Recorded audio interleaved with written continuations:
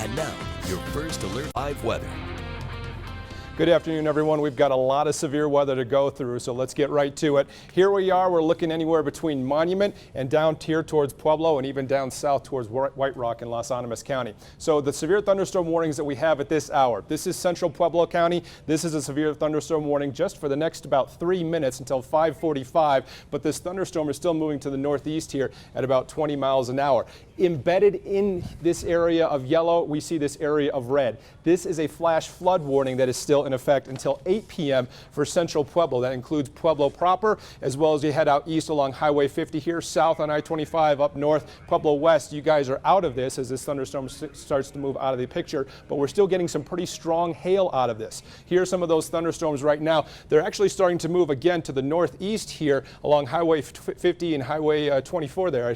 Not Highway 24, but you can see this is moving off towards the picture. Still getting some half-inch size hail out of this, but potentially up to 1 to 1.5 inches as indicated by radar.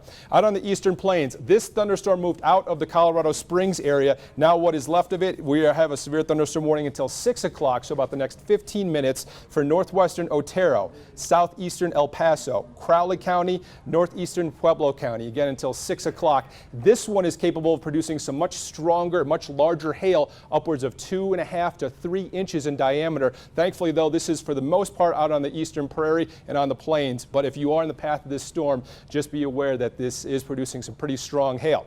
Now we're going to focus in on the Colorado Springs area. Here's the edge of that thunderstorm, that severe thunderstorm warning. That is still in effect until 5:45. So again, just another minute or so here as that continues to exit the area. But this is the area that I want to focus in on, the shade of red. This is the flash flood warning that is still in effect until 7:30 this evening for western El Paso County. And you can see here, Highway 24, another thunderstorm is starting to move across at this hour. So we have already seen some extreme areas where flooding has been occurring on the streets, but just be aware that we're having another round of thunderstorms starting to move through this area. Very intense thunderstorms all along the I-25 corridor. Some of these are starting to congeal a little bit, but that doesn't mean that their intensity is diminishing anymore.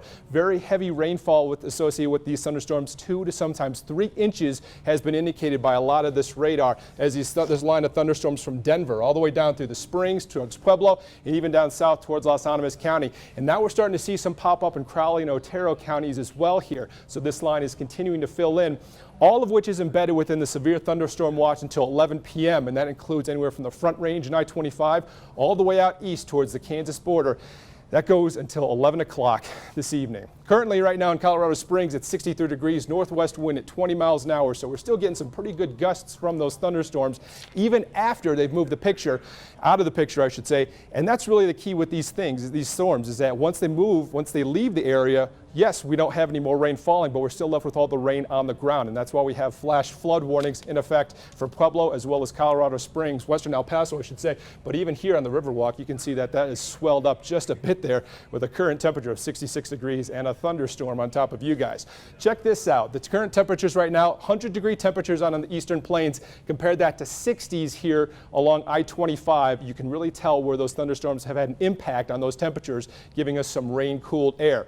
The radar and satellite this hour, you can see those thunderstorms all along I-25. They're going to continue to move out into the eastern plains over the next several hours. So here's the forecast for what we're going to go through. 6 o'clock going into 8 o'clock. The thunderstorms are now starting to move out into Otero and Crowley counties. By 10 o'clock, they're out in the far eastern plains, Kit Carson, Eads, just between La Junta as well as Lamar. Then we get towards midnight and the thunderstorms are finally out on the Kansas border. We'll be left with partly cloudy skies during the overnight hours, starting off on Sunday once again with mostly clear skies and another round of thunderstorms for tomorrow afternoon. Much more isolated in nature for tomorrow, though. We still got to get through the next couple hours. It's going to be a long night for us. 83 degrees for tomorrow afternoon here in Colorado Springs as we start to go through the 7-day forecasts here. An impact of 2 on the storm impact scale you notice for both Sunday and Monday. And notice the drop in temperatures. We went from 90s today to 80s tomorrow to 70s for not only Colorado Springs, but also Pueblo, because this is a pretty potent cold front that's moving through the area. A lot of moisture, so that's going to give us quite a bit of cloud cover, especially as we get in towards Monday. It's going to give us one more good punch before it eventually wrings out all the moisture in the atmosphere. We'll start to dry out as we get into Tuesday and Wednesday for Canyon City, Pueblo, Colorado Springs. But then as we head towards the latter half of the week, we start to see another round of showers and thunderstorms for Thursday, Friday, and Saturday in the lower elevations. Woodland Park, we're going to keep it in the forecast each of the next couple of days as we still have just a little